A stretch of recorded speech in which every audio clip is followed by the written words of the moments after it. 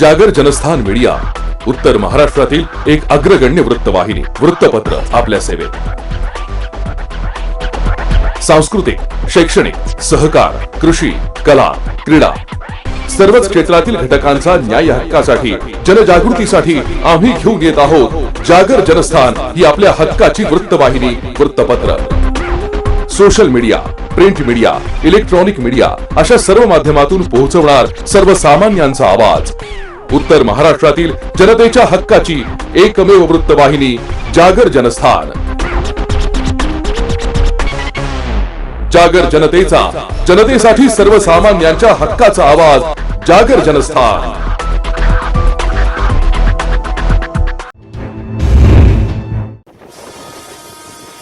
नमस्कार, मी रोहन सोनवणे. जागर जनस्थानच्या पंचवटी सुपरफास्ट मध्ये आपलं स्वागत. आपण बघत आहोत बातम्यांचा वेगवान आढावा.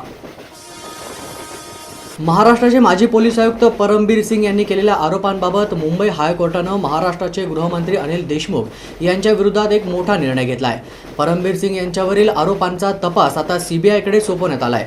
सीबीआयनं 15 दिवसात प्राथमिक चौकशी अहवाल सादर करण्याचे निर्देशही कोर्टाने दिले आहे. परमबीर सिंग यांची याचिका निकाली काढण्यात आली आहे. एक दिवस होम क्वारंटाईन राहिल्यानंतर अचानक तब्येत बिघडली. त्यामुळे अक्षय कुमारला तातडीनं रुग्णालयात दाखल करण्यात आलंय. अक्षय कुमारनं काल स्वतः ट्विट करून कोरोना चाचणी पॉझिटिव्ह आल्याची माहिती दिली होती. अक्षय कुमारला मुंबईतील हिरण अंधारी रुग्णालयात दाखल करण्यात आलंय.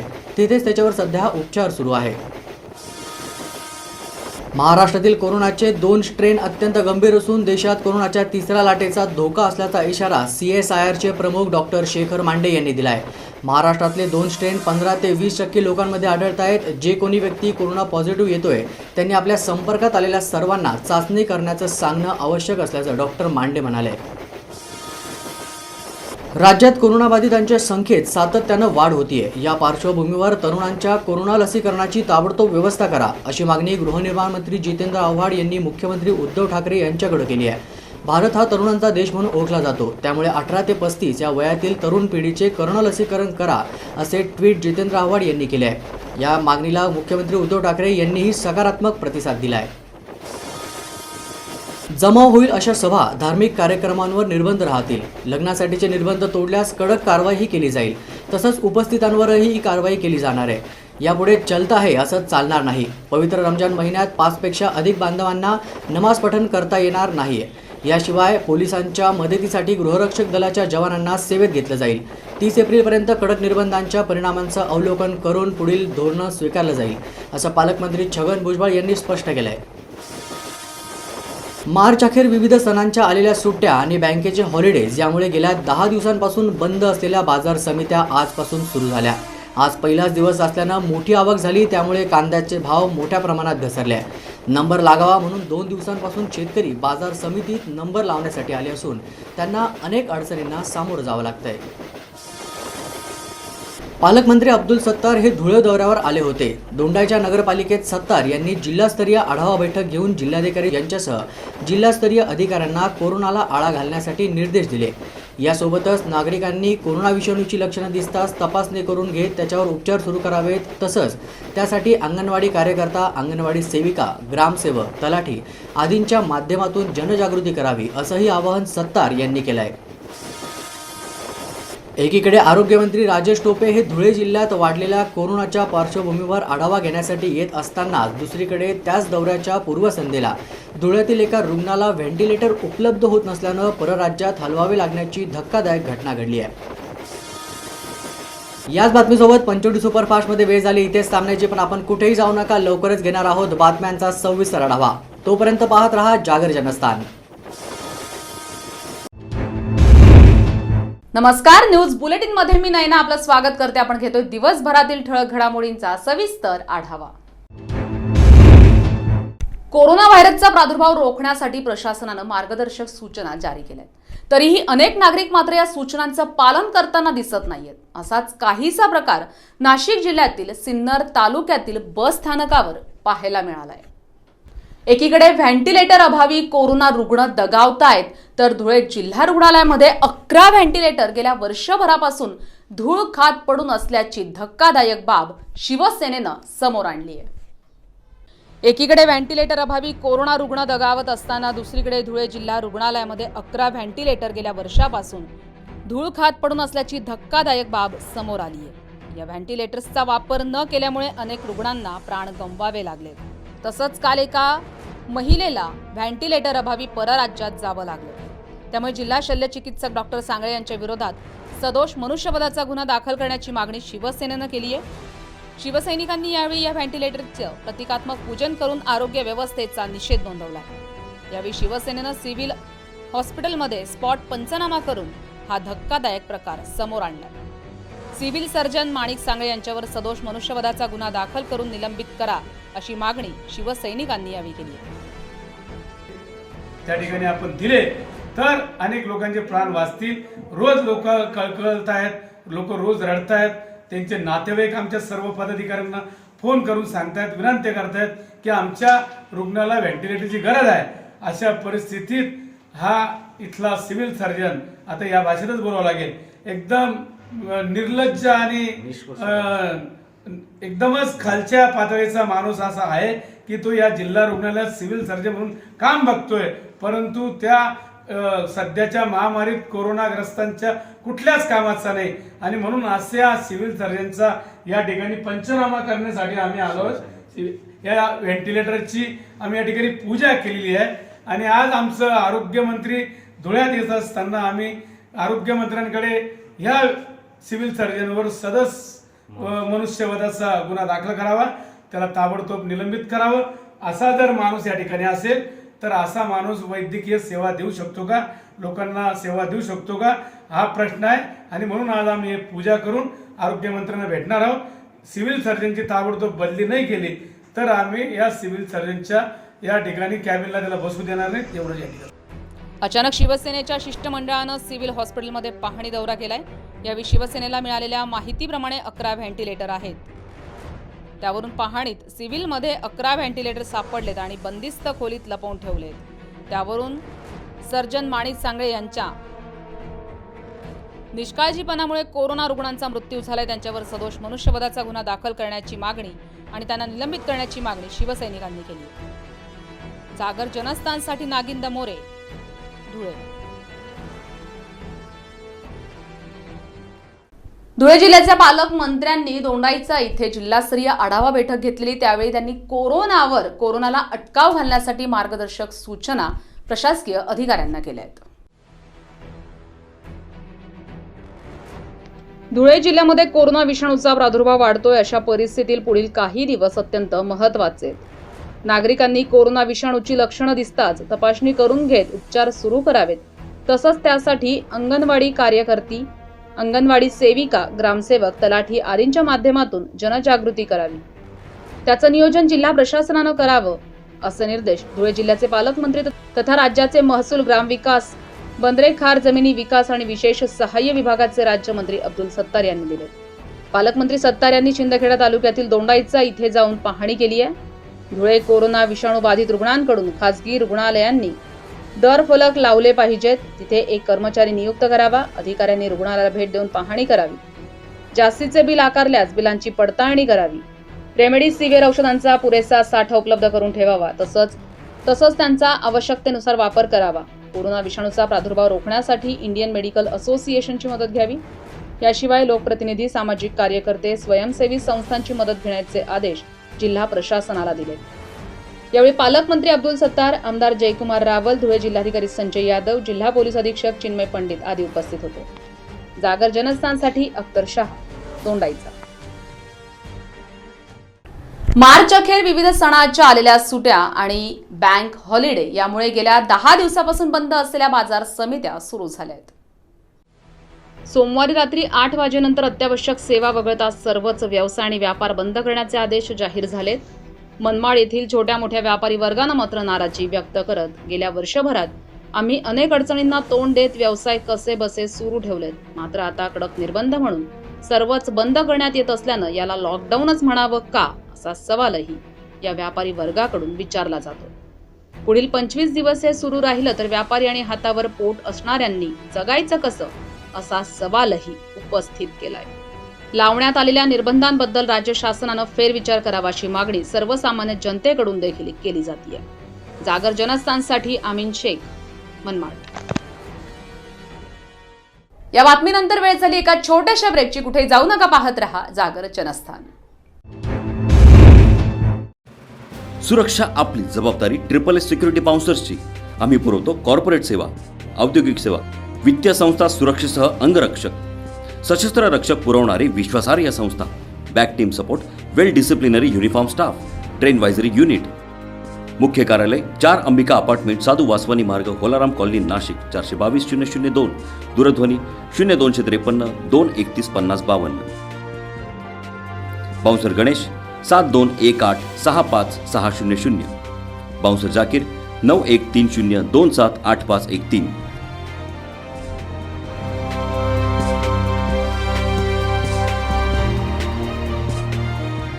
पैठणीच्या दुनियेतील एकमेव विश्वसनीय नाव म्हणजेच कापसे पैठणी. दर्जा, गुणवत्ता, सुबकता आणि विश्वासाच्या बळावर केवळ महाराष्ट्रात नव्हे तर देशाच्या कानाकोपऱ्यात ग्राहकांच्या पसंतीस उतरलेलं नाव अर्थातच कापसे पैठणी. जेथे आहे अस्सल येवला पैठणी सोबतच कांजीपुरम, गडवाल, पटोला, चंदेरी, बनारस सिल्क साडी, नवरीचा शालू, नववार पैठणी, घागरा, सेला, दागिना सिल्क, कलांजली सिल्क, दुल्हन साडी, मानापानाची सुरत साडी, पैठणी पर्स आणि आणखी कितीतरी व्हरायटीज. सोबत नामांकित कंपनीचे शेरवानी, इंडो वेस्टर्न, सूट, कुर्ता, पायजमा, डिझायनर शूटिंग शर्टिंग आणि रेडीमेड जेंट्स वेअर. आमची वैशिष्ट्ये: ऑनलाईन खरेदी सेवा, बस्त्याची खास व्यवस्था, प्रशस्त AC भव्य दालन, पार्किंगची स्वतंत्र व्यवस्था, तात्काळ ग्राहक सेवा. तेव्हा एक वेळ अवश्य भेट द्या.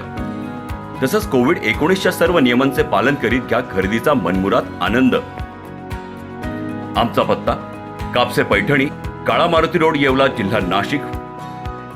Phone number 02559 267 02559 268 proprietor Shri Balasaheb Kapse तसेच श्री दिलीप खोकले तसंच समस्त कापसे परिवार.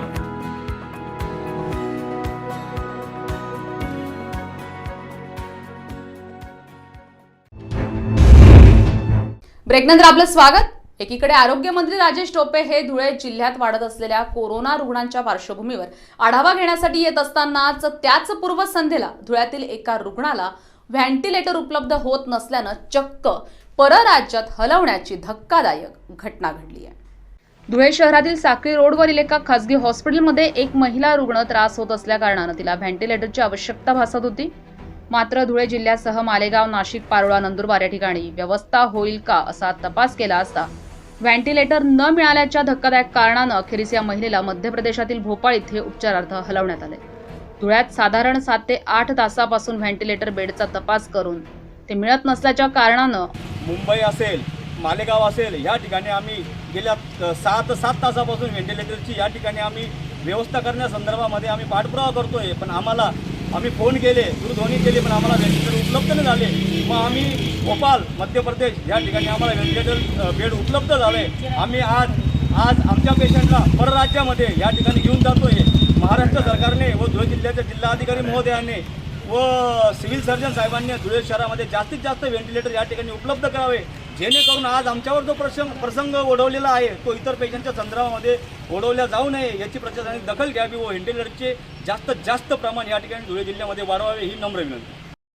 रोहिणी ठेरणार हिला या ठिकाणी कोणतीही सुविधा न मिळाल्यामुळे मी भोपाळला घेऊन चाललेली. त्या ठिकाणी सगळं व्हेंटिलेटरची सुविधा न मिळाल्यामुळे तिला इतका त्रास होतोय, त्यामुळे तिला परदेशात न्यायची वेळ येते.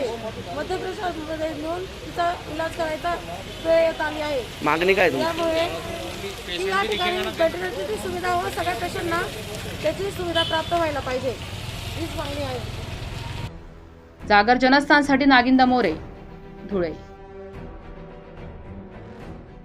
सोमवारी रात्री 8 वाजल्यानंतर अत्यावश्यक सेवा वगळता सर्वच व्यवसाय आणि व्यापार बंद करण्याचे आदेश जाहीर झालेत. त्यामुळे मनमाड येथील छोट्या मोठ्या व्यापारी वर्गानं मात्र नाराजी व्यक्त केली आहे. सोमवारी रात्री 8 वाजेनंतर अत्यावश्यक सेवा वगळता सर्वच व्यवसाय आणि व्यापार बंद करण्याचे आदेश जाहीर झालेत. मनमाड येथील छोट्या मोठ्या व्यापारी वर्गानं मात्र नाराजी व्यक्त करत गेल्या वर्षभरात आम्ही अनेक अडचणींना तोंड देत व्यवसाय कसे बसे सुरू ठेवलेत, मात्र आता कडक निर्बंध म्हणून सर्वच बंद करण्यात येत असल्यानं याला लॉकडाऊनच म्हणावं का असा सवालही या व्यापारी वर्गाकडून विचारला जातो। पुढील 25 दिवस हे सुरू राहिलं तर व्यापारी आणि हातावर पोट असणाऱ्यांनी जगायचं कसं असा सवालही उपस्थित केलाय। लावण्यात आलेल्या निर्बंधांबद्दल राज्य शासनानं फेरविचार करावा अशी मागणी सर्वसामान्य जनतेकडून देखील केली जाते। जागर जनस्थानसाठी आमीन शेख, मनमाड। गोंदिया जिल्ह्याच्या सडक अर्जुनी तालुक्यातील डव्वा परिसरातील 15 ते 20 गावांमध्ये धानाच्या पिकाला जेमतेम 6 ते 8 तास तेही सतत न देता खंडित वीज पुरवठा होत असल्या कारणानं वीज महावितरणच्या विरोधात घोषणा देत मोर्चा वीज केंद्रावर जाऊन धडकलाय। महावितरणच्या अधिकाऱ्यांनी आश्वासन दिले, मात्र महावितरण अधिकारी येईपर्यंत चक्का जाम करण्यात आला होता। गोंदिया जिल्ह्याच्या सडक अर्जुनी तालुक्यातील डव्वा परिसरातील 15 ते 20 गावांमध्ये धानाच्या पिकाला जेमतेम 6 ते 8 तेही सतत न देता वीज पुरवठा खंडित होतोय। सध्या धानाच्या पिकाला पाण्याची नितांत गरज आहे। वीज महावितरण केंद्राला वारंवार निवेदनं दिली आहे, धडक मोर्चा काढून झालाय, पण वरिष्ठ अधिकाऱ्यांनी शेतकऱ्यांच्या समस्यांना महत्त्वच दिलं नाहीये। पीक हातातून जातं याची जाणीव ठेवून उन्हातानाची पर्वा न करता परिसरातील शेतकऱ्यांनी एकत्र येत आम्हीच नेता आम्हीच उपभोक्ता या भूमिकेतून शेकडोच्या संख्येनं शेतकरी डव्वा इथे जमले। वीज महावितरणच्या विरोधात घोषणा देत मोर्चा वीज केंद्रावर धडकलाय। महावितरणचे अधिकारी येईपर्यंत रस्ता चक्का जाम करण्यात आलाय। ठाणेदार वांगळे साहेबांच्या मध्यस्थीनं वाटाघाटी झाल्या। अखंडित आणि फुल व्होल्टेजसह 12 तास मोटर पंपासाठी आजपासून वीज पुरवठा करणार असं कार्यकारी अभियंता फुलझेले यांनी लेखी स्वरूपात आश्वासन दिले। उर्वरित मागण्या देखील वरिष्ठांकडे पाठवणार असल्याचं आश्वासन त्यांनी यावेळी दिले। सर्व शेतकऱ्यांनी संयम ठेवून काहीच उपद्रव न करता शांततेत मोर्चा आंदोलन पार पाडले हे विशेष। मोर्चाचं नेतृत्व करणाऱ्यांनी योग्यपणे आणि शिस्तबद्धपणे नेतृत्व करून एक चांगल्या प्रकारे शेतकऱ्यांच्या समस्या मार्गी लावल्या। जागर जनस्थानसाठी राजेश कुमार तायवाडे, गोंदिया।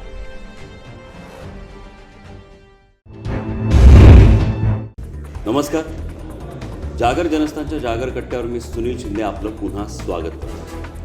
मित्रांनो, विविध मान्यवरांना आपण इथे आमंत्रित करत असतो। त्यांचा प्रेरणादायी प्रवास, त्यांचा संघर्षमय प्रवास आम्ही आपल्यापर्यंत पोहोचवण्याचा प्रयत्न करत असतो। आजचे आपले जे मान्यवर आहेत ते एक युवा उद्योजक आहेत। त्यांचा नेमका प्रवास कसा आहे, ते कुठल्या पद्धतीने वाटचाल करत आहेत, विविध मुद्द्यांवर आपण आज त्यांच्याशी चर्चा करणार आहोत। तत्पूर्वी त्यांना आपण जागर कट्ट्यावरती त्यांचं स्वागत करूया। किरणजी बच्छा, जागर कट्ट्यामध्ये आपलं खूप खूप हार्दिक स्वागत। किरणजी, आज आपण इतकं मोठं साम्राज्य आज सांभाळत आहात, मात्र साम्राज्य उभं राहत असताना त्याची पहिली बीट ही रचली जाते, नंतर एक काळ जातो, त्यानंतर ते हळूहळू मोठं होतं। किरणजी, नेमकं ही सुरुवात कुठल्या पद्धतीने झाली? याची सुरुवात ही आमच्या वडिलांनी आदरणीय प्राध्यापक डी बच्छाव यांनी केली। 1982 साली त्यांनी महिंद्राची डीलरशिप घेतली। त्यानंतर प्रीमियर ऑटोमोबाईल्सच्या कंपनीशी आम्ही जोडलं गेलो आणि मी 2001 साली माझ्या शिक्षणानंतर मी ह्या व्यवसायाला सुरुवात केली। आमचं मूळ गाव हे तसं नाशिक जिल्ह्यातलं मालेगाव तालुक्यातलं सोयगाव हे आमचं गाव, आणि त्यानंतर वडील इथे नोकरीनिमित्त आले आणि त्यांनी ह्या व्यवसायाची सुरुवात केली। खरा खडतर काळ जो होता तो वडिलांच्या काळातला होता।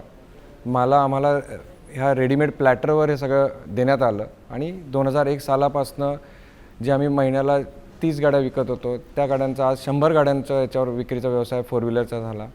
2 व्हीलर ज्या 300 गाड्यांचा सेल होता तो आज 1000 गाड्यांचा महिन्याला सेल त्याचा झाला।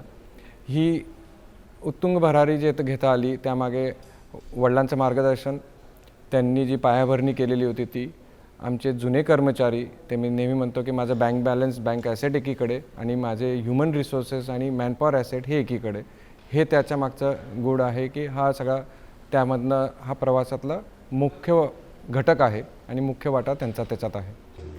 किरणजी, एक महत्त्वाचा प्रश्न मला असं विचारावं वाटतं की आज इतकं मोठं साम्राज्य सांभाळत असताना अनेक एम्प्लॉईशी आपलं नातं जोडलं गेलेलं आहे। नेमकं ओनर आणि एम्प्लॉई, नेमकं हे नातं आपण कुठल्या पद्धतीने सांभाळतो?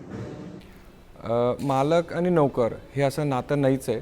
जे काही नातं आहे त्याला आम्ही आमच्या परिवाराचा घटक म्हणूनच आम्ही त्याला बघत असतो। त्याच्या परिवारातल्या काही अडीअडचणी असतील, लग्न असतील, सुखदुःख असेल, हे त्याच्यामध्ये आम्ही त्याचा सहभाग घेत असतो किंवा त्याला आपलं समजूनच आम्ही त्याला मदत करत असतो। एक प्रामुख्याने या ठिकाणी सांगावं वाटतं, माझे वडील प्राध्यापक होते. आजही आमच्याकडे ज्यांची मुलं 10वी-12वीपर्यंत जे शिकतात त्यांचा आम्ही वह्या पुस्तकांचा खर्च आम्ही आमच्या ऑर्गनायझेशनमार्फतच त्यांचा करतो. मग तो आपल्याकडे 1 वर्षापासून आहे का 10 वर्षापासून आहे, मात्र त्याचा आम्ही पूर्णपणे त्याचा खर्च आम्ही बेअर करतो. मग तो मेकॅनिक असो का मॅनेजर असो, त्याचा पूर्णपणे त्याचा आम्ही त्याच्यामध्ये त्याचा वाटा आम्ही त्याचा घेतो. त्याचा किरणजी, आपलं ऑटोमोटिव्ह सेक्टर, त्या सेक्टरमध्ये आपण आज कार्यरत आहात. तसं बघायला गेलं तर त्याची गरज आणि त्याची हौस असे वेगवेगळे कस्टमर्स त्यांच्याशी आपण डील करत असाल. गरज म्हटलं तर एखादा माणूस येतो, त्याला एखादी गाडी हवी असते, तो पैसे देतो आणि गाडी घेऊन जातो. मात्र हौसेला मोल नाही हे जिथे आपण म्हणतो, तर असे वेगळे कस्टमर्स त्यांच्याशी पण आपण अनेक वेळा डील केली असेल. तर असा एखादा प्रसंग किंवा असे काही प्रसंग तुमच्या स्मरणात असतील तर ते आमच्या प्रेक्षकांना ऐकायला नक्की आवडेल. नक्कीच आपण जसं म्हणायचो पूर्वी रोटी कपडावर मकान, it is no longer the same. आता त्याचा बदल झालेला आहे. मोबाईल, टी व्ही आणि घर हे आता त्याच्यामध्ये त्याचं रूपांतर झालेलं आहे. म्हणून आता त्याला तेवढीच गरजेची त्याला वाहन हे झालेलं आहे. म्हणजे खानदेशात प्रामुख्याने पूर्वी असं असायचं की लग्न ठरलं की 15 दिवसात त्याचं लग्न असायचं आणि त्यावेळेला त्याला मोटरसायकल, तो मुलगा लग्नामध्ये मोटरसायकलची मागणी करायचा आणि तो म्हणायचा मला लाल रंगाचीच हिरो होंडा हवी. आणि ती लाल रंगाची हिरो होंडा घेण्यासाठी त्याला 3 ते 4 महिन्याचं वेटिंग असायचं. तर आमच्या वडिलांनी आम्ही नंतर ती प्रथा अशी केली, खरंच लग्न आहे, पत्रिका द्या आणि मुलाच्या नावावर आम्ही गाडी देऊ. मग त्याला त्याची वेटिंग पिरियडची डावलून त्यांना ती गाडी मिळायची आणि ती लग्नामध्ये थाटात ती गाडी उभी राहायची. हा एक समाजापोटी केलेला तो आम्ही त्यावेळेला केलेला आहे. त्याच्यामधला कुठलाही स्वार्थ नव्हता. ती लग्नामध्ये थाटामाटात ती हिरो होंडा लाल रंगाची उभी राहायची आणि आजही ते मला काही ग्राहक वर्षातून 10-20 ग्राहक तसे नक्कीच मिळतात. तुम्ही आणि तुमच्या वडिलांनी त्यावेळेला आम्हाला, आता ते हुंडा प्रथा ही बंद झालेली आहे, पण ते ग्राहक आज त्याची परतफेड म्हणून आज आमच्याशी परत जोडलेले आहेत. हे अजूनही असे ग्रामीण भागातले लोक येतात की त्यांनी तुम्ही आम्हाला त्यावेळेला आमच्या लग्नामध्ये आम्हाला तुम्ही मदत केली होती, मी ती गाडी आज वापरतो आहे किंवा आमचा जावई ती गाडी वापरतो म्हणून मला तुमच्याकडनं परत गाडी घ्यायची आहे. म्हणून तो ग्राहक शोधायला जावं लागत नाही, तो ग्राहकच आज आम्हाला शोधत येतो.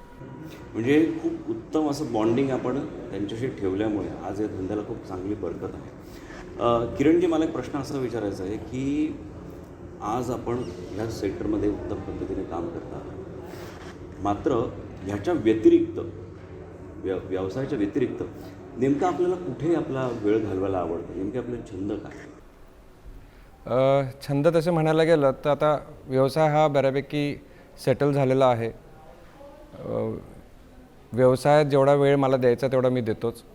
त्या व्यतिरिक्त गेल्या 4 ते 5 वर्षांपासून रनिंग फिटनेस ही आता आम्ही जळगावमध्ये ती चळवळ उभी केलेली आहे. आधी मी एकटाच धावायचो, त्याबरोबर मित्र जुळत गेले. आज आमच्याकडे व्हॉट्सअप ग्रुपवर किंवा आमच्याकडे 150 ते 200 रनर्स आज आमच्याकडे झालेले. त्यामुळे ते प्रामुख्याने 40% डॉक्टर मंडळी आहेत.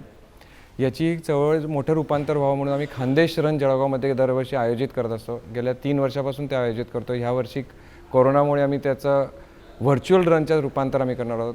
सांगावं असं वाटतं की लोक एक हिवाळा आला की त्यामध्ये काहीतरी आता शहरामध्ये फिटनेसची एक चळवळ चालू होणार आणि त्यामध्ये लोक इथं धावायला लागतात आणि सुरुवात झालेली आहे. आणि त्यामुळे एक चांगली चळवळ झाली, लोकांना चांगल्या सवयी लागल्या आणि चांगले मित्र त्यामुळे मिळाले. ही एक माझ्याकडनं एक समाजाला काय चांगलं देता येईल एक त्या माध्यमातून आहे. दुसरी एक मला शालेय जीवनामध्ये जी आवड होती ती फोटोग्राफीचा छंद होता. तर ते फोटोग्राफीचा आता पुढे तो छंद कामाच्या आणि व्यवसायाच्या व्यापामुळे त्याला तर वेळ जास्त देता येत नाही. पण ज्यावेळेला मीटिंग, कॉन्फरन्सेस त्या निमित्ताने कुठे जाणं होतं तर ते आवर्जून त्या शहरांमध्ये, जगात, देशभरात ज्या ठिकाणी गेलो तिथे 1 दिवस 2 दिवस थांबून मी त्या शहर माझ्या कॅमेऱ्याच्या लेन्सच्या दृष्टिकोनातून मी ते टिपत असतो. आणि त्याला कुठे कॉम्पिटिशनला असं मी 1-2च ठिकाणी दिलेलं आहे आणि त्या ठिकाणी त्या ठिकाणी मला पारितोषिकसुद्धा मिळालेलं आहे. आणि त्यानिमित्ताने मी माझ्या दृष्टीने काय टिपलेलं आहे हे लोकांपर्यंत पोहोचवण्याचा प्रयत्न म्हणून मी करत असतो. वर्षातून एकदा नवीन वर्षाचं ग्रीटिंग कार्ड, आधुनिक जे आपण डिजिटल युगामध्ये ग्रीटिंग कार्ड हे प्रकार बंद झालेले आहेत, नवीन वर्षासाठी मी माझे अजूनही ग्रीटिंग कार्ड गेल्या 10 वर्षापासून सगळे माझे मित्रमंडळी, कंपनीचे ऑफिसर्स यांना सगळ्यांना देत असतो आणि लोक आवर्जून त्याची वाट बघत असतात. अरे किरण, तुझं ह्या वर्षाचं नवीन वर्षाचं ग्रीटिंग कार्ड कुठला फोटो आहे, कुठल्या देशातला आहे, काय थीम आहे, हे अजून लोक त्याची आवर्जून वाट बघत असतात. तर हे छंद मी अजून जोपासलेले आहेत आणि हे लोकांपर्यंत अजून देण्याचा त्याचा मानस आहे. पण मग आता हा जो प्रवास असतो, तुम्ही एव्हरी इयर एक प्लॅन करता, आता नेक्स्ट इयरसाठी तुम्ही एक वेगळ्या कुठल्या पद्धतीचा प्लॅन केलेला आहे की कुठे जायचं तुमचा विचार आहे, कुठलं नेमकं एक शोध पसंती तुम्हाला नेमकी करावीशी वाटते, असं काही विचार? नाही, असं बेसिकली मी लँडस्केप फोटोग्राफी आणि वाईल्ड लाईफ फोटोग्राफी यामध्ये माझं जास्त प्रामुख्याने त्याचं असतं. परत मी एकदा आईसलँड जाऊन आलेलो आहे. आईसलँडला माझा परत जाण्याचा एक मानस आहे. तो एक म्हणजे पृथ्वी नाही तर वेगळं एक प्लॅनेटच आहे असं मी त्याचा नेहमी उल्लेख करेन. अप्रतिम आहे आणि सुंदर आहे. म्हणजे त्याला दर महिन्याला त्याचं वेगवेगळ्या छटा येतात आणि दर महिन्याला तिथलं वेगवेगळं लँडस्केप बदलत असतं. म्हणून एक मानस आहे की तिथं परत लवकरच कधीतरी जाण्याची माझी इच्छा आहे. किरणजी, मागच्या काही काळामध्ये आपण पूर्ण जगामध्येच एक मोठी महामारी आलेली आहे आणि त्याने अनेक सेक्टरवरती एक मोठा घाला आलेला आहे. मात्र नेमका कोरोनाच्या काळामध्ये एक उद्योजक म्हणून नेमकं आपल्याला कुठल्या अडचणींना सामोरं जावं लागलं? कोरोना आधीचा ऑटोमोटिव्ह सेक्टर काळ आणि कोरोना नंतरचा काळ, नेमकं काय याचं विश्लेषण करा? नाही, नक्कीच कोरोनामुळे ह्या वर्षी नुसतंच ऑटोमोबाईल सेक्टर नव्हे तर सगळ्याच सेक्टरमध्ये याचा परिणाम जाणवतो आहे. कोरोनाच्या आधी ग्राहक हे तेवढे कमी प्रमाणात होते. हे कोरोनानंतर ग्राहकांमध्ये पैशांचं चलन नाही आहे, भीतीचं वातावरण आहे आणि याच्यामुळे कुठे ना कुठे काही ना काही मार्ग काढत बँकांनी अर्थसहाय्य करणं हे आता कमी केलेलं आहे. त्या अडीअडचणींवर मात करत नक्कीच नो डाऊट आमचा व्यवसाय कमी झालेला आहे. पण आम्ही त्याला वेगवेगळ्या माध्यमातून आपण ग्राहकांपर्यंत कसं पोहोचू शकतो, फायनान्सरशी बोलून किंवा दुसऱ्या याच्याने आपण त्याच्या काय मार्ग काढू शकतो. जळगाव खान्देश हा तसा बघायला गेला तर हा ग्रामीण भाग आहे. शेतकरी वर्ग मोठ्या प्रमाणात आहे. मग त्यांचा हंगाम येणार आणि हंगामाच्या दृष्टीने आपण त्यांना त्या दृष्टीने केळी असेल, कापूस असेल, त्या दृष्टीने आपण त्यांना त्या स्कीम्स काय आपण राबवून देऊ शकतो. तर त्या स्थानिक लेवलला किंवा त्या याच्याने त्या वेळेला तो तसा निर्णय घ्यावा लागणार. किरणजी, आपण स्वतः 4 व्हीलर्सचे डील करता मोठे. स्वतः आपण 4 व्हीलरनी लॉंगेस्ट जर्नी कुठली एखादी क्रॉस केली, तो एखादा अनुभव आहे का? गेल्याच वर्षी जवळपास 4,500 किलोमीटरचा अमेरिकेमध्ये शिकागो टू लॉस एंजलस हा बाय रोड आम्ही 4 मित्रांनी तो प्रवास पूर्ण केला. त्याला रूट 66 असं म्हटलं जातं. अमेरिकेतला सगळ्यात मोठा आणि सगळ्यात जुना हायवे आहे आणि त्या ठिकाणी वेगवेगळे प्रेक्षणीय स्थळं आहेत किंवा ऐतिहासिक स्थळं आहे. त्याला आम्ही 8 दिवसामध्ये 4,500 किलोमीटरचा तो पल्ला गाठला होता. वा, किरणजी, खूप वेगवेगळ्या मुद्द्यांवरती आपली चर्चा होते. मला एक शेवटचा प्रश्न असा विचारायचा आहे की आज आपण तरुण उद्योजक म्हणून आपलं स्वतःचं नेतृत्व करत आहात. मात्र तरुण उद्योजकांनी अजूनही आपल्या उद्योगामध्ये आलं पाहिजे, चांगला बिझनेस थाटला पाहिजे. त्याच्यासाठी नेमकं आपण आज तरुणांना काय मार्गदर्शन करणार? तरुण उद्योजकांनी व्यवसायात सुरुवात करत असतानाच कुठल्याही गोष्टीची घाई धावपळ करू नये. आधी त्याचं बेस फाउंडेशन याचा आधी अभ्यास करावा आणि तुम्हाला पेशन्स ठेवायला लागेल. तुम्हाला असं नाही आहे की माझा व्यवसाय 1 वर्षात मला नफा देऊन जाईल, 2 वर्षात नफा देऊन जाईल. त्याला किमान 3 ते 4 वर्षाचा तुम्हाला त्याला जेस्टेशन पिरियड ठेवायला लागेल किंवा तुम्हाला वाट बघायला लागेल आणि त्या व्यवसायाची तुम्हाला त्याचा आउटपुट दिसणार किंवा त्याचा पॉझिटिव्ह रिटर्न्स त्याचे दिसणार. मात्र तुम्ही व्यवसाय करत असताना तुमचं बेसिस, तुमचे एथिक्स पहिल्या दिवसापासून जे असतील ते तुम्ही तसे शेवटपर्यंत ते टिकवले पाहिजे की मी कोणत्या गोष्टींमध्ये मी माझा व्यवसाय करणार आणि कोणत्या गोष्टींवर मी माझी वाट बदलणार नाही. आज ऑटोमोबाईलचा व्यवसाय जरी म्हटला तरी आज याच्यामध्ये अनेक असे रस्ते आहेत की त्या रस्त्यांनी मी गेलो की मला लवकर पैसा कमवता येईल, पण मला त्या रस्त्यांनी जायचं नाही. मला कोणत्या पद्धतीने व्यवसाय करायचा हे मी पहिल्या दिवशी ठरवलं पाहिजे. मग याच्यात अडीअडचणी प्रत्येक व्यवसायात येतील, त्याला मात करून तुम्हाला वेगळ्या मार्गाने जाता येईल. मात्र ते वेळ त्याला लागणार. असा कुठलाच व्यवसाय नाही आहे की तुम्ही त्याला 6 महिन्यात आणि वर्षभरात तुम्ही त्यात लखोपती व्हाल किंवा श्रीमंत व्हाल. मराठी उद्योजकांना किंवा प्रामुख्याने तरुण उद्योजकांना ह्या ठिकाणी हेच सांगेल की तुम्ही संयम बाळगा, पेशन्स ठेवून काम करा, पारदर्शकता तुमच्या व्यवसायात ठेवा, तुमच्या ग्राहकांची पारदर्शकता ठेवा. आता जसं तुम्ही मगाशी विचारलं कोरोनाच्या काळात आता तुम्हाला काय अडचण येते, मी माझ्या व्यवसायातले जर का पारदर्शकता ग्राहकांसमोर ठेवलं, मी ह्याच्यामध्ये तुम्हाला सगळी पारदर्शकता ठेवतो आहे. मी कुठेही तुम्हाला आवाच्या सवा तुमच्याकडनं पैसे घेत नाही आहे आणि माझी ही सगळी परिस्थिती अशी आहे. मग ते ज्यावेळेला माझ्याकडे एक्स्ट्रा डिस्काउंट मागायला येतात, मग त्यांना मी जर का कन्व्हिन्स केलं, ते लोक माझ्या त्या याच्यावर विश्वास ठेवतात आणि त्याला मला दुसरं काही खोटं बोलण्याची वेळ येत नाही. म्हणून तुम्ही तुमच्या व्यवसायामध्ये पारदर्शकता ठेवा. तुमचे कर्मचारी हे कर्मचारी न बाळगता तुम्हाला त्यांना परिवारातला घटक म्हणून तुम्ही त्यांच्याशी वागा. तेच तुम्हाला मोठे करणार आहेत आणि तेच तुम्हाला पुढे हातभार लावणार आहेत. किरणजी, एक महत्त्वाचा प्रश्न विचारायचा होता की आज ऑटोमोबाईल सेक्टर वेगळ्या पद्धतीने बदलतं आहे. म्हणजे मागच्या काही काळामध्ये डिझेल कार होती, पेट्रोल कार होती. मात्र आता ई कारसुद्धा बाजारामध्ये लॉन्च होत आहे. ऑटो गिअर कार आज बाजारामध्ये लॉन्च होत आहे. नेमका हा फरक एक उद्योजक म्हणून आपण कुठल्या पद्धतीने पाहता, येणाऱ्या काळामध्ये कुठल्या पद्धतीचं ऑटोमोटिव्ह सेक्टर बूम होऊ शकतं? कारण डिझेल आणि पेट्रोल हे खूप आधीपासून आपल्या मार्केटमध्ये आहे. मात्र हा जो मोठा चेंज होतो याने नेमका ऑटोमोटिव्ह सेक्टरवरती कुठल्या पद्धतीचा परिणाम होऊ शकतो? नाही, नक्कीच हा मोठा आमूलाग्र बदल आहे आणि ही काळाची गरज आहे. कारण डिझेल आणि पेट्रोल यामुळे पर्यावरण आपण ऱ्हास जो केलेला आहे त्या पर्यावरणाचा ऱ्हास रोखण्यासाठी पर्याय म्हणून पुढे भविष्यात इलेक्ट्रिकल व्हेकल्स हेच त्याला पर्याय आहेत.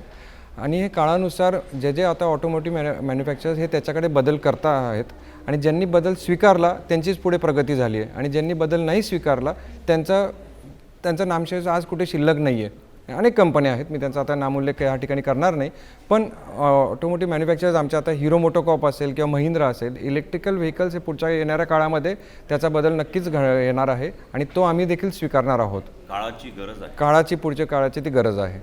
तुमच्या आमच्या भविष्यासाठी पण आणि पुढच्या पिढीसाठी पण आपण पर्यावरण आपण राखलं पाहिजे आणि त्यांना आपण काहीतरी चांगलं देणं लागतो ह्या भावनेने त्याला पुढची गरज आहे ती.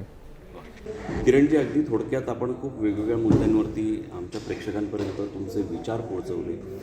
तुम्हाला नेमकं काय करायचं आहे, तुमच्या विचार पद्धती आमच्या प्रेक्षकांपर्यंत आज आपण पोहोचवल्या आणि जागर कट्ट्याला आज आपण आपला इतका आमूलाग्र वेळ दिला त्याबद्दल खूप खूप खूप तुमचं धन्यवाद. ईश्वर तुम्हाला खूप यश देव, तुमचे एम्प्लॉईज, तुमचा हा बिझनेस खूप मोठ्या स्तरावर जावं हीच आज जागर जनस्थान जागर कट्ट्याकडून तुम्हाला या चांगल्या शुभेच्छा. धन्यवाद. आज आपण आम्हाला इतका चांगला वेळ दिला. थँक्यू. तर मित्रांनो, आज आपण युवा उद्योजक किरणजी बच्छाव यांच्याशी चर्चा केली, त्यांचा प्रवास जाणून घेतला, कुठल्या पद्धतीने ते आज बिझनेस करताय आणि आपल्या तरुणांसमोर एक आदर्श म्हणून उभे राहत आहे. नुसता बिझनेस करणं महत्त्वाचं नसतं, तर आपण बिझनेस केल्यानंतर समाजाला काहीतरी देणं लागतं ही सुद्धा जाण त्यांनी ठेवली आहे आणि म्हणूनच आज यश त्यांच्या दारात आहे. ह्याच पद्धतीचे मान्यवर आपण जागर जनस्थानवर जागर कट्ट्यावर आमंत्रित करत राहणार आहोत. आपण पाहत राहा जागर जनस्थान जागर कट्टा. धन्यवाद. या बातमीसोबतच न्यूज बुलेटिनमध्ये वेळ झाली इथेच थांबण्याची. मात्र आपण कुठेही जाऊ नका, पाहत रहा जागर जनस्थान, सामान्यांच्या हक्काचं विचारपीठ. पुन्हा एकदा आपण सर्वांना सांगणे, कोरोना विषाणूचा प्रादुर्भाव खूप जोमाने वाढत चाललाय, त्यामुळे घराबाहेर पडत असाल तर सोशल डिस्टन्सिंगच्या नियमांचं नक्की पालन करा. स्वतःसोबत इतरांचीही काळजी घ्या आणि सुरक्षित राहा.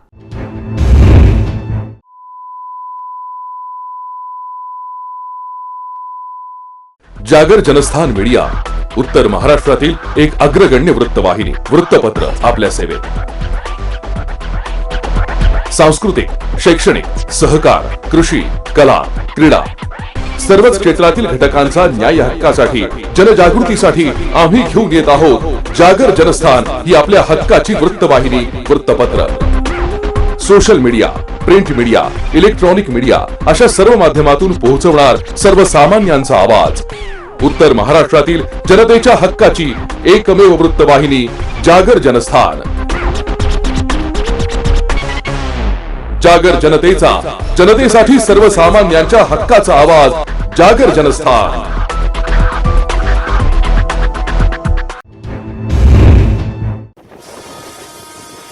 नमस्कार, मी रोहन सोनवणे. जागर जनस्थानच्या पंचवटी सुपरफास्टमध्ये आपलं स्वागत. आपण बघत आहोत बातम्यांचा वेगवान आढावा. महाराष्ट्राचे माजी पोलीस आयुक्त परमबीर सिंग यांनी केलेल्या आरोपांबाबत मुंबई हायकोर्टानं महाराष्ट्राचे गृहमंत्री अनिल देशमुख यांच्या विरोधात एक मोठा निर्णय घेतला आहे. परमबीर सिंग यांच्यावरील आरोपांचा तपास आता सीबीआयकडे सोपवण्यात आला आहे. सीबीआयनं 15 दिवसात प्राथमिक चौकशी अहवाल सादर करण्याचे निर्देशही कोर्टाने दिले आहे. परमबीर सिंग यांची याचिका निकाली काढण्यात आली आहे. एक दिवस होम क्वारंटाईन राहिल्यानंतर अचानक तब्येत बिघडली, त्यामुळे अक्षय कुमारला तातडीनं रुग्णालयात दाखल करण्यात आलंय. अक्षय कुमारनं काल स्वतः ट्विट करून कोरोना चाचणी पॉझिटिव्ह आल्याची माहिती दिली होती. अक्षय कुमारला मुंबईतील हिरण अंधारी रुग्णालयात दाखल करण्यात आलंय. तिथेच त्याच्यावर सध्या उपचार सुरू आहे. महाराष्ट्रातील कोरोनाचे 2 स्ट्रेन अत्यंत गंभीर असून देशात कोरोनाच्या तिसऱ्या लाटेचा धोका असल्याचा इशारा CSIRचे प्रमुख डॉक्टर शेखर मांडे यांनी दिला आहे. महाराष्ट्रातले 2 स्ट्रेन 15 ते 20% लोकांमध्ये आढळत आहेत. जे कोणी व्यक्ती कोरोना पॉझिटिव्ह येतोय त्यांनी आपल्या संपर्कात आलेल्या सर्वांना चाचणी करण्याचं सांगणं आवश्यक असल्याचं डॉक्टर मांडे म्हणाले. राज्यात कोरोनाबाधितांच्या संख्येत सातत्यानं वाढ होतीये. या पार्श्वभूमीवर तरुणांच्या कोरोना लसीकरणाची ताबडतोब व्यवस्था करा, अशी मागणी गृहनिर्माण मंत्री जितेंद्र आव्हाड यांनी मुख्यमंत्री उद्धव ठाकरे यांच्याकडे केली आहे. भारत हा तरुणांचा देश म्हणून ओळखला जातो, त्यामुळे 18 ते 35 या वयातील तरुण पिढीचे कोरोना लसीकरण करा, असे ट्विट जितेंद्र आव्हाड यांनी केले आहे. या मागणीला मुख्यमंत्री उद्धव ठाकरे यांनीही सकारात्मक प्रतिसाद दिला आहे. जमाव होईल अशा सभा, धार्मिक कार्यक्रमांवर निर्बंध राहतील. लग्नासाठीचे निर्बंध तोडल्यास कडक कारवाईही केली जाईल. तसंच उपस्थितांवरही ही कारवाई केली जाणार आहे. यापुढे चलता आहे असं चालणार नाही. पवित्र रमजान महिन्यात 5 पेक्षा अधिक बांधवांना नमाज पठण करता येणार नाहीये. याशिवाय पोलिसांच्या मदतीसाठी गृहरक्षक दलाच्या जवानांना सेवेत घेतलं जाईल. 30 एप्रिलपर्यंत कडक निर्बंधांच्या परिणामांचं अवलोकन करून पुढील धोरणं स्वीकारलं जाईल, असं पालकमंत्री छगन भुजबळ यांनी स्पष्ट केलं आहे. मार्च अखेर विविध सणांच्या आलेल्या सुट्ट्या आणि बँकेचे हॉलिडेज यामुळे गेल्या 10 दिवसांपासून बंद असलेल्या बाजार समित्या आजपासून सुरू झाल्या. आज पहिलाच दिवस असल्यानं मोठी आवक झाली, त्यामुळे कांद्याचे भाव मोठ्या प्रमाणात घसरले. नंबर लागावा म्हणून 2 दिवसांपासून शेतकरी बाजार समितीत नंबर लावण्यासाठी आले असून त्यांना अनेक अडचणींना सामोरं जावं लागतंय. पालकमंत्री अब्दुल सत्तार हे धुळे दौऱ्यावर आले होते. दोंडाईच्या नगरपालिकेत सत्तार यांनी जिल्हास्तरीय आढावा बैठक घेऊन जिल्हाधिकारी यांच्यासह जिल्हास्तरीय अधिकाऱ्यांना कोरोनाला आळा घालण्यासाठी निर्देश दिले. यासोबतच नागरिकांनी कोरोना विषाणूची लक्षणं दिसताच तपासणी करून घेत त्याच्यावर उपचार सुरू करावेत. तसंच त्यासाठी अंगणवाडी कार्यकर्ता, अंगणवाडी सेविका, ग्रामसेवक, तलाठी आदींच्या माध्यमातून जनजागृती करावी, असंही आवाहन सत्तार यांनी केलं आहे. एकीकडे आरोग्यमंत्री राजेश टोपे हे धुळे जिल्ह्यात वाढलेल्या कोरोनाच्या पार्श्वभूमीवर आढावा घेण्यासाठी येत असतानाच दुसरीकडे त्याच दौऱ्याच्या पूर्वसंध्येला धुळ्यातील एका रुग्णाला व्हेंटिलेटर उपलब्ध होत नसल्यानं परराज्यात हलवावे लागण्याची धक्कादायक घटना घडली आहे. याच बातमीसोबत पंचवटी सुपरफास्टमध्ये वेळ झाली इथेच थांबण्याची, पण आपण कुठेही जाऊ नका. लवकरच घेणार आहोत बातम्यांचा सविस्तर आढावा.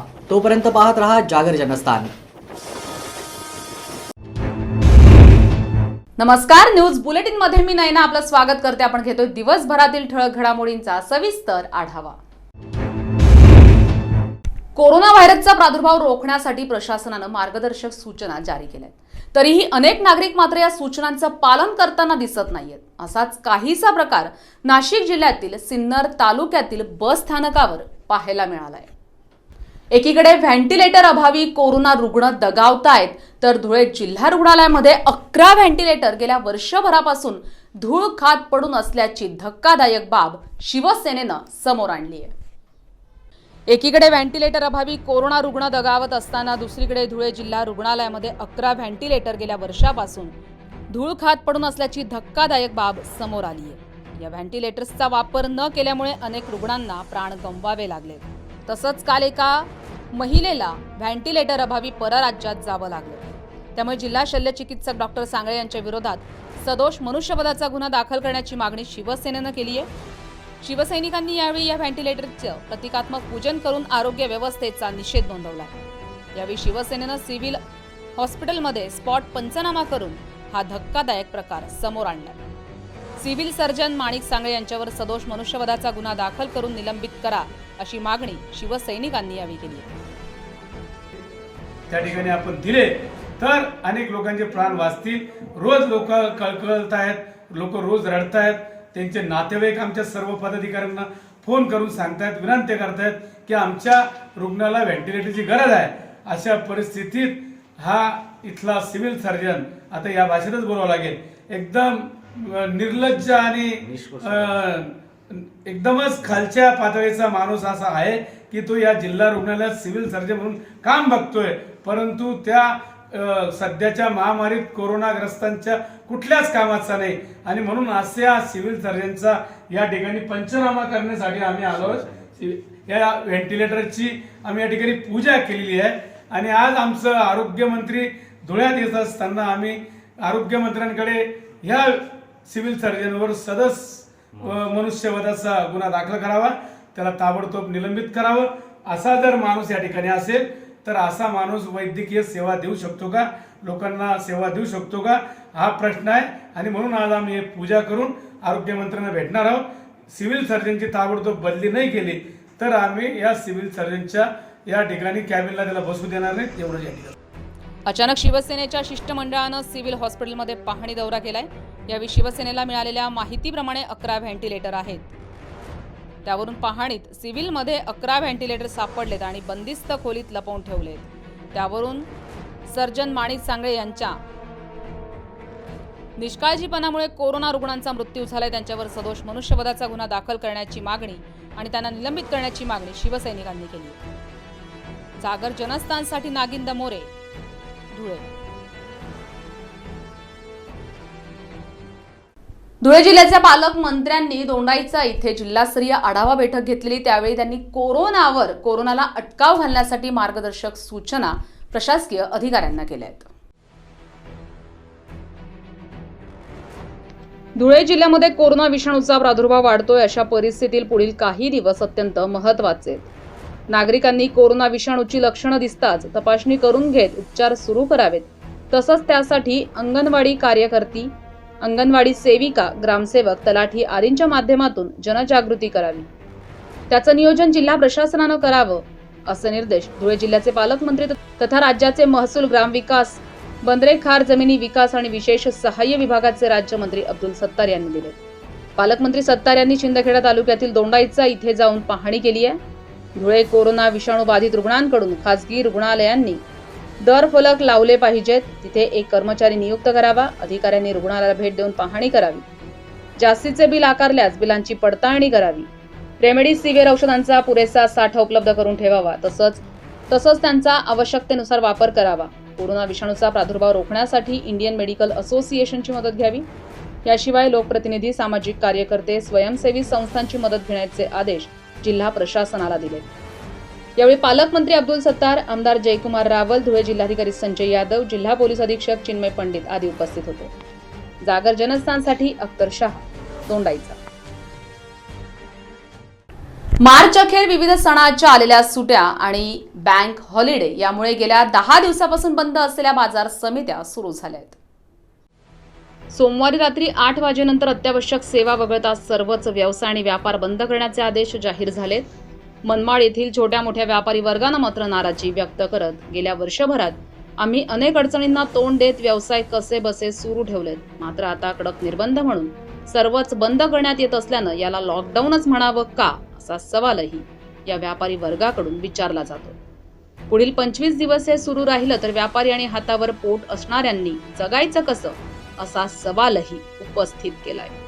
लावण्यात आलेल्या निर्बंधांबद्दल राज्य शासनानं फेरविचार करावा अशी मागणी सर्वसामान्य जनतेकडून देखील केली जाते।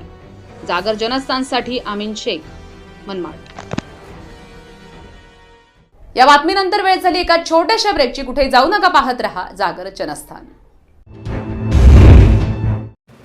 सुरक्षा आपली जबाबदारी SSS सिक्युरिटी बाउन्सर्सची। आम्ही पुरवतो कॉर्पोरेट सेवा, औद्योगिक सेवा, वित्तीय संस्था, सुरक्षेसह अंगरक्षक, सशस्त्र रक्षक पुरवणारी विश्वासार्ह संस्था, back team support, well disciplinary uniform staff, train वायझरी युनिट। मुख्य कार्यालय 4 अंबिका अपार्टमेंट, साधू वासवानी मार्ग, होलाराम कॉलनी, नाशिक 422-002, दूरध्वनी 0253 231 5052। Bouncer Ganesh 7218656000, bouncer Zakir 9130278513।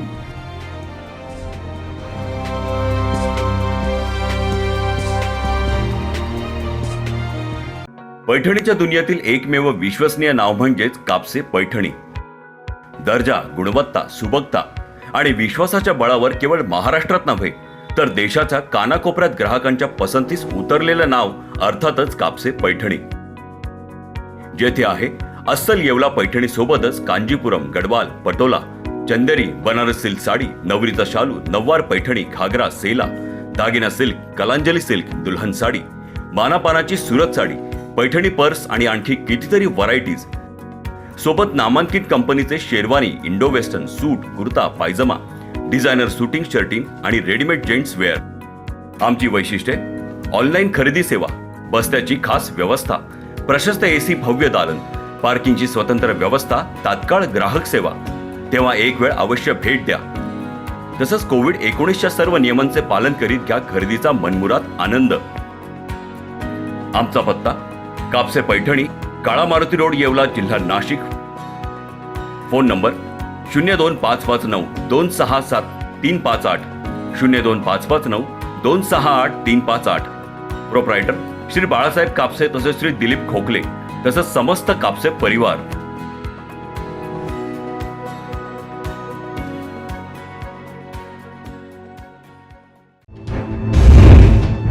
ब्रेकनंतर आपलं स्वागत. एकीकडे आरोग्यमंत्री राजेश टोपे हे धुळे जिल्ह्यात वाढत असलेल्या कोरोना रुग्णांच्या पार्श्वभूमीवर आढावा घेण्यासाठी येत असतानाच त्याच पूर्वसंध्येला धुळ्यातील एका रुग्णाला व्हेंटिलेटर उपलब्ध होत नसल्यानं चक्क परराज्यात हलवण्याची धक्कादायक घटना घडली आहे. धुळे शहरातील साक्री रोडवरील एका खासगी हॉस्पिटलमध्ये एक महिला रुग्ण त्रास होत असल्या कारणानं तिला व्हेंटिलेटरची आवश्यकता भासत होती.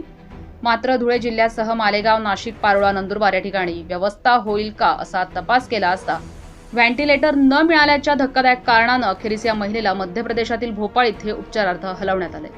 धुळ्यात साधारण 7 ते 8 तासापासून व्हेंटिलेटर बेडचा तपास करून ते मिळत नसल्याच्या कारणानं मुंबई असेल, मालेगाव असेल, या ठिकाणी आम्ही गेल्या 6 ते 7 तासापासून व्हेंटिलेटरची या ठिकाणी आम्ही व्यवस्था करण्यासंदर्भामध्ये आम्ही पाठपुरावा करतोय. पण आम्ही फोन केले, दूरध्वनी केली, पण आम्हाला व्हेंटिलेटर उपलब्ध नाही झाले. मग आम्ही भोपाळ, मध्य प्रदेश या ठिकाणी आम्हाला व्हेंटिलेटर बेड उपलब्ध झाले. आम्ही आज आमच्या पेशंटला परराज्यामध्ये या ठिकाणी घेऊन जातोय. महाराष्ट्र सरकारने व धुळे जिल्ह्याच्या जिल्हाधिकारी महोदयाने व सिव्हिल सर्जन साहेबांनी धुळे शहरामध्ये जास्तीत जास्त व्हेंटिलेटर या ठिकाणी उपलब्ध करावे, जेणेकरून आज आमच्यावर जो प्रसंग ओढवलेला आहे तो इतर पेशंटच्या संदर्भामध्ये ओढवल्या जाऊ नये याची प्रशासनाने दखल घ्यावी व व्हेंटिलेटरचे जास्तीत जास्त प्रमाण या ठिकाणी धुळे जिल्ह्यामध्ये वाढवावे ही नम्र विनंती. रोहिणी ठरणार हिला या ठिकाणी कोणतीही सुविधा न मिळाल्यामुळे मी भोपाळला घेऊन चाललेली. त्या ठिकाणी सगळं व्हेंटिलेटरची सुविधा न मिळाल्यामुळे तिला इतका त्रास होतोय. त्यामुळे तिला परदेशात न्यायची वेळ येते. मध्य प्रदेशामध्ये नेऊन तिचा इलाज करायचा वेळ येत आली आहे. मागणी काय त्यामुळे या ठिकाणी व्हेंटिलेटरची सुविधा व सगळ्या पेशंटना त्याची सुविधा प्राप्त व्हायला पाहिजे हीच मागणी आहे. जागर जनस्थानसाठी नागिंदा मोरे, धुळे. सोमवारी रात्री 8 वाजल्यानंतर अत्यावश्यक सेवा वगळता सर्वच व्यवसाय आणि व्यापार बंद करण्याचे आदेश जाहीर झालेत. त्यामुळे मनमाड येथील छोट्या मोठ्या व्यापारी वर्गानं मात्र नाराजी व्यक्त केली आहे. सोमवारी रात्री 8 वाजेनंतर अत्यावश्यक सेवा वगळता सर्वच व्यवसाय आणि व्यापार बंद करण्याचे आदेश जाहीर झालेत. मनमाड येथील छोट्या मोठ्या व्यापारी वर्गानं मात्र नाराजी व्यक्त करत गेल्या वर्षभरात आम्ही अनेक अडचणींना तोंड देत व्यवसाय कसे बसे सुरू ठेवलेत. मात्र आता कडक निर्बंध म्हणून सर्वच बंद करण्यात येत असल्यानं याला लॉकडाऊनच म्हणावं का असा सवालही या व्यापारी वर्गाकडून विचारला जातो. पुढील 25 दिवस हे सुरू राहिलं तर व्यापारी आणि हातावर पोट असणाऱ्यांनी जगायचं कसं असा सवालही उपस्थित केलाय. लावण्यात आलेल्या निर्बंधांबद्दल राज्य शासनानं फेरविचार करावा अशी मागणी सर्वसामान्य जनतेकडून देखील केली जाते. जागर जनस्थानसाठी आमीन शेख, मनमाड. गोंदिया जिल्ह्याच्या सडक अर्जुनी तालुक्यातील डव्वा परिसरातील 15 ते 20 गावांमध्ये धानाच्या पिकाला जेमतेम 6 ते 8 तास तेही सतत न देता खंडित वीज पुरवठा होत असल्या कारणानं वीज महावितरणच्या विरोधात घोषणा देत मोर्चा वीज केंद्रावर जाऊन धडकलाय. महावितरणच्या अधिकाऱ्यांनी आश्वासन दिले, मात्र महावितरण अधिकारी येईपर्यंत चक्काजाम करण्यात आला होता.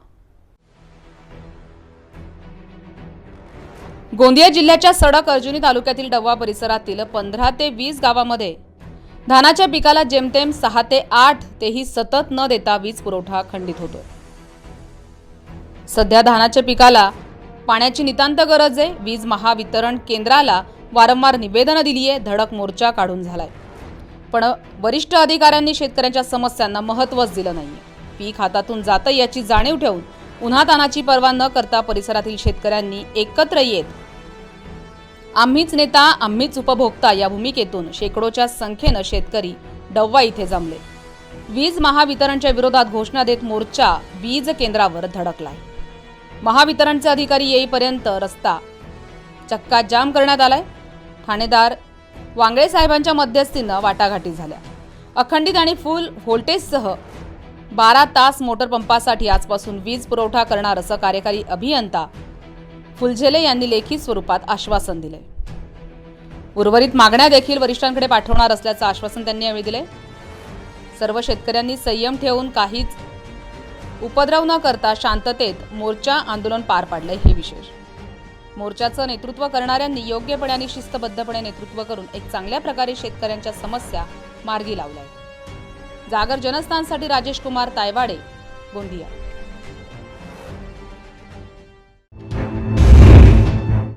नमस्कार. जागर जनस्थानच्या जागर कट्ट्यावर मी सुनील शिंदे आपलं पुन्हा स्वागत करतो.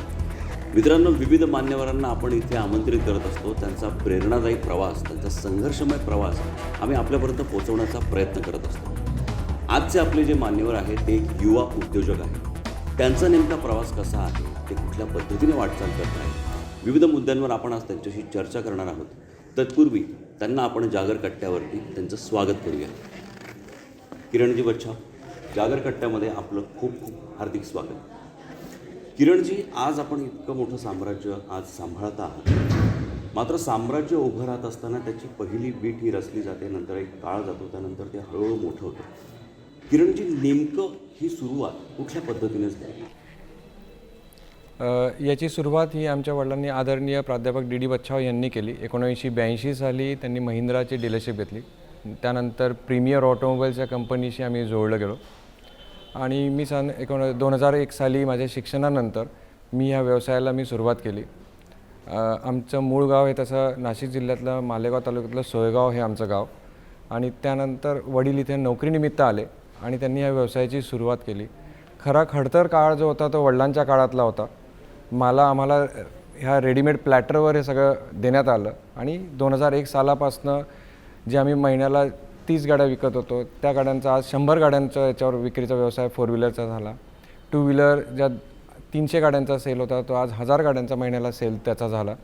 ही उत्तुंग भरारी जी घेता आली त्यामागे वडिलांचं मार्गदर्शन, त्यांनी जी पायाभरणी केलेली होती ती, आमचे जुने कर्मचारी, ते मी नेहमी म्हणतो की माझं बँक बॅलन्स, बँक ॲसेट एकीकडे आणि माझे ह्युमन रिसोर्सेस आणि मॅनपॉवर ॲसेट हे एकीकडे, हे त्याच्या मागचं गुड आहे की हा सगळा त्यामधनं हा प्रवासातला मुख्य घटक आहे आणि मुख्य वाटा त्यांचा त्याच्यात आहे.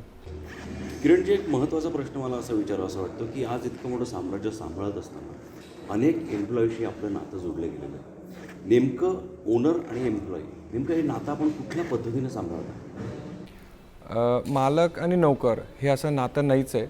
जे काही नातं आहे त्याला आम्ही आमच्या परिवाराचा घटक म्हणूनच आम्ही त्याला बघत असतो. त्याच्या परिवारातल्या काही अडीअडचणी असतील, लग्न असतील, सुखदुःख असेल, हे त्याच्यामध्ये आम्ही त्याचा सहभाग घेत असतो किंवा त्याला आपलं समजूनच आम्ही त्याला मदत करत असतो.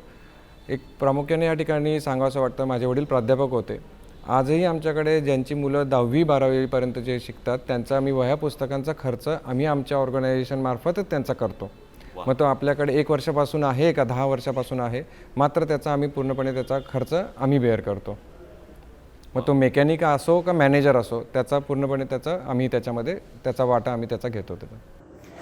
किरणजी, आपलं ऑटोमोटिव्ह सेक्टर, त्या सेक्टरमध्ये आपण आज कार्यरत आहात. तसं बघायला गेलं तर त्याची गरज आणि त्याची हाऊस असे वेगवेगळे कस्टमर्स त्यांच्याशी आपण डील करत असाल.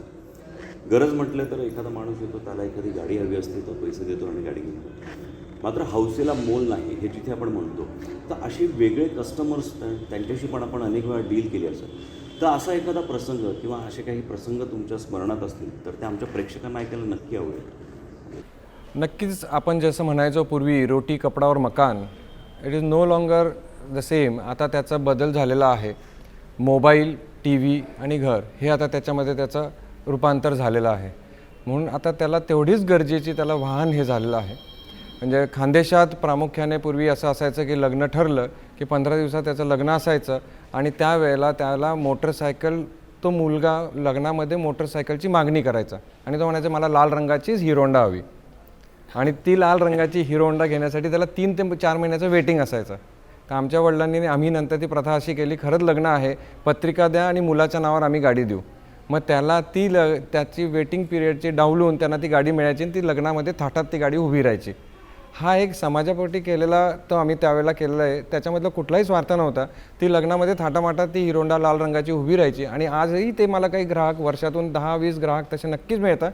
तुम्ही आणि तुमच्या वडिलांनी त्यावेळेला आम्हाला, आता ते हुंडा प्रथा ही बंद झालेली आहे, पण ते ग्राहक आज त्याची परतफेड म्हणून आज आमच्याशी परत जोडलेले आहेत. हे अजूनही असे ग्रामीण भागातले लोक येतात की तुम्ही आम्हाला त्यावेळेला आमच्या लग्नामध्ये आम्हाला तुम्ही मदत केली होती, मी ती गाडी आज वापरतो आहे किंवा आमचा जावई ती गाडी वापरतो म्हणून मला तुमच्याकडनं परत गाडी घ्यायची आहे, म्हणून तो ग्राहक शोधायला जावं लागत नाही, तो ग्राहकच आज आम्हाला शोधत येतो. म्हणजे खूप उत्तम असं बॉन्डिंग आपण त्यांच्याशी ठेवल्यामुळे आज या धंद्याला खूप चांगली बरकत आहे. किरणजी, मला एक प्रश्न असा विचारायचा आहे की आज आपण ह्या सेक्टरमध्ये उत्तम पद्धतीने काम करता, मात्र ह्याच्या व्यतिरिक्त व्यवसायाच्या व्यतिरिक्त नेमकं आपल्याला कुठे आपला वेळ घालवायला आवडतं, नेमके आपले छंद काय? छंद तसे म्हणायला गेलं तर आता व्यवसाय हा बऱ्यापैकी सेटल झालेला आहे. व्यवसायात जेवढा वेळ मला द्यायचा तेवढा मी देतोच. त्या व्यतिरिक्त गेल्या 4 ते 5 वर्षांपासून रनिंग फिटनेस ही आता आम्ही जळगावमध्ये ती चळवळ उभी केलेली आहे. आधी मी एकटाच धावायचो, त्याबरोबर मित्र जुळत गेले. आज आमच्याकडे व्हॉट्सअप ग्रुपवर किंवा आमच्याकडे 150 ते 200 रनर्स आज आमच्याकडे झालेले आहेत. त्यामुळे ते प्रामुख्याने 40% डॉक्टर मंडळी आहेत. याची चळवळ मोठं रूपांतर व्हावं म्हणून आम्ही खानदेश रन जळगावमध्ये दरवर्षी आयोजित करत असतो. गेल्या 3 वर्षापासून ते आयोजित करतो. ह्या वर्षी कोरोनामुळे आम्ही त्याचं व्हर्च्युअल रनच्या रूपांतर आम्ही करणार आहोत. सांगावं असं वाटतं की लोक एक हिवाळा आला की त्यामध्ये काहीतरी आता शहरामध्ये फिटनेसची एक चळवळ चालू होणार आणि त्यामध्ये लोक इथं धावायला लागतात आणि सुरुवात झालेली आहे. आणि त्यामुळे एक चांगली चळवळ झाली, लोकांना चांगल्या सवयी लागल्या आणि चांगले मित्र त्यामुळे मिळाले. ही एक माझ्याकडनं एक समाजाला काय चांगलं देता येईल एक त्या माध्यमातून आहे. दुसरी एक मला शालेय जीवनामध्ये जी आवड होती ती फोटोग्राफीचा छंद होता. तर ते फोटोग्राफीचा आता पुढे तो छंद कामाच्या आणि व्यवसायाच्या व्यापामुळे त्याला तर वेळ जास्त देता येत नाही, पण ज्यावेळेला मीटिंग कॉन्फरन्सेस त्या निमित्ताने कुठे जाणं होतं तर ते आवर्जून त्या शहरांमध्ये जगात देशभरात ज्या ठिकाणी गेलो तिथे 1 दिवस 2 दिवस थांबून मी त्या शहर माझ्या कॅमेऱ्याच्या लेन्सच्या दृष्टिकोनातून मी ते टिपत असतो. आणि त्याला कुठे कॉम्पिटिशनला असं मी 1-2च ठिकाणी दिलेलं आहे आणि त्या ठिकाणी त्या ठिकाणी मला पारितोषिकसुद्धा मिळालेलं आहे. आणि त्यानिमित्ताने मी माझ्या दृष्टीने काय टिपलेलं आहे हे लोकांपर्यंत पोहोचवण्याचा प्रयत्न म्हणून मी करत असतो. वर्षातून एकदा नवीन वर्षाचं ग्रीटिंग कार्ड, आधुनिक जे आपण डिजिटल युगामध्ये ग्रीटिंग कार्ड हे प्रकार बंद झालेले आहेत, नवीन वर्षासाठी मी माझे अजूनही ग्रीटिंग कार्ड गेल्या 10 वर्षापासून सगळे माझे मित्रमंडळी, कंपनीचे ऑफिसर्स यांना सगळ्यांना देत असतो आणि लोक आवर्जून त्याची वाट बघत असतात. अरे किरण, तुझं ह्या वर्षाचं नवीन वर्षाचं ग्रीटिंग कार्ड कुठला फोटो आहे, कुठल्या देशातला आहे, काय थीम आहे, हे अजून लोक त्याची आवर्जून वाट बघत असतात. तर हे छंद मी अजून जोपासलेले आहेत आणि हे लोकांपर्यंत अजून देण्याचा त्याचा मानस आहे. पण मग आता हा जो प्रवास असतो, तुम्ही एव्हरी इयर एक प्लॅन करता, आता नेक्स्ट इयरसाठी तुम्ही एक वेगळा कुठल्या पद्धतीचा प्लॅन केलेला आहे की कुठे जायचं तुमचा विचार आहे, कुठलं नेमकं एक शोध भ्रमंती तुम्हाला नेमकी करावीशी वाटते, असं काही विचार आहे? नाही, असं बेसिकली मी लँडस्केप फोटोग्राफी आणि वाईल्ड लाईफ फोटोग्राफी यामध्ये माझं जास्त प्रामुख्याने त्याचं असतं. परत मी एकदा आईसलँड जाऊन आलेलो आहे. आईसलँडला माझा परत जाण्याचा एक मानस आहे. तो एक म्हणजे पृथ्वी नाही तर वेगळं एक प्लॅनेटच आहे असं मी त्याचा नेहमी उल्लेख करेन. अप्रतिम आहे आणि सुंदर आहे. म्हणजे त्याला दर महिन्याला त्याचं वेगवेगळ्या छटा येतात आणि दर महिन्याला तिथलं वेगवेगळं लँडस्केप बदलत असतं. म्हणून ते एक मानस आहे की तिथं परत लवकरच कधीतरी जाण्याचं माझी इच्छा आहे.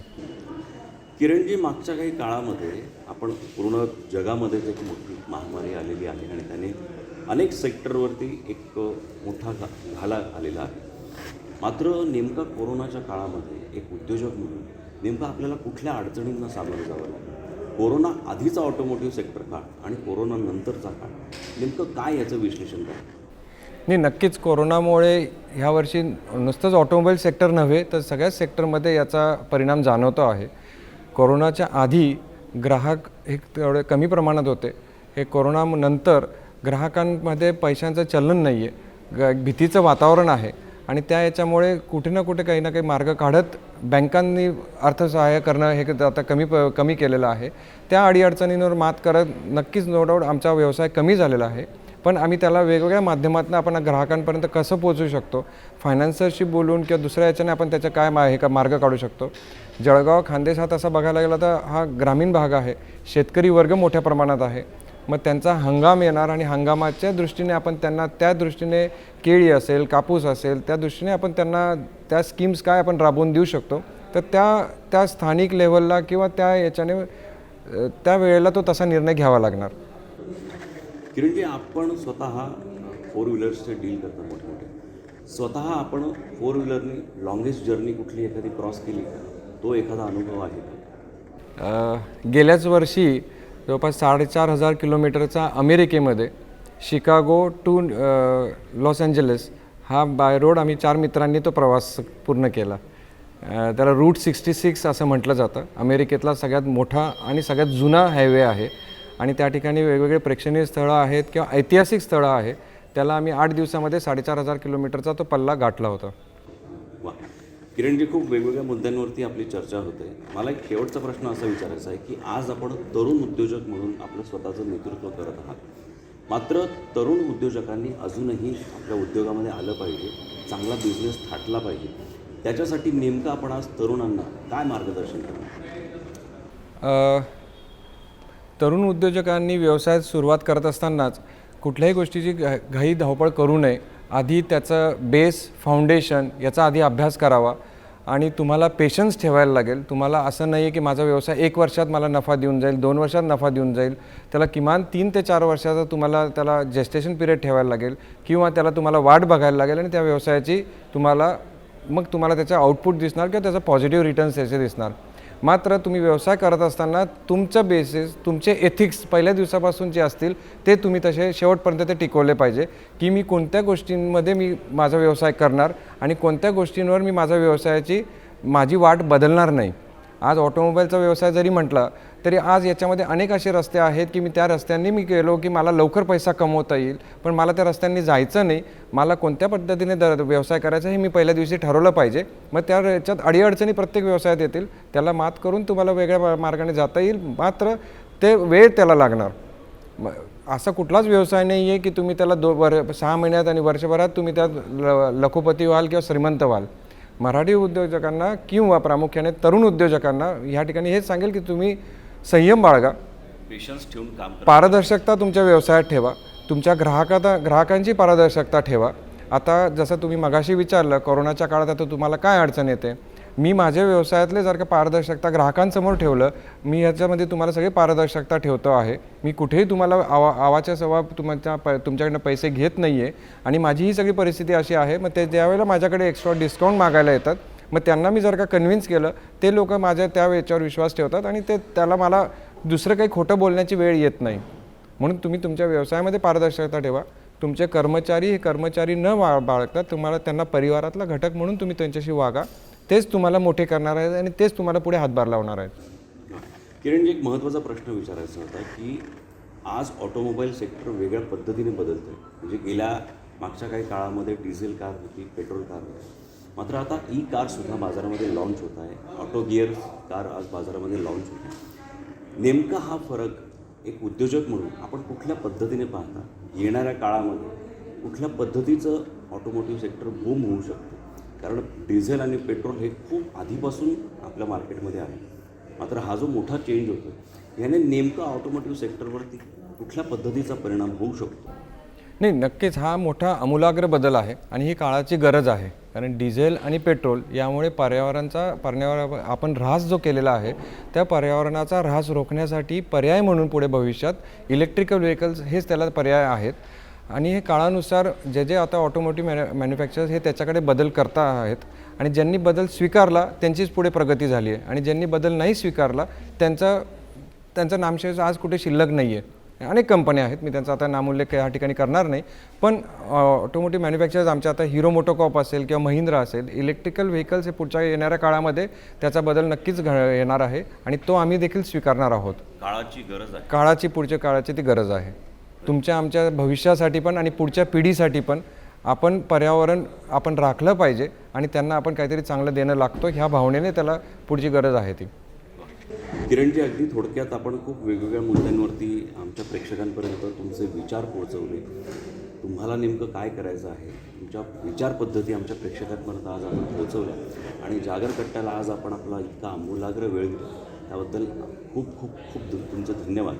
ईश्वर तुम्हाला खूप यश देव, तुमचे एम्प्लॉईज, तुमचा हा बिझनेस खूप मोठ्या स्तरावर जावं हीच आज जागर जनस्थान जागर कट्ट्याकडून तुम्हाला या चांगल्या शुभेच्छा. धन्यवाद. आज आपण आम्हाला इतका चांगला वेळ दिला. थँक्यू.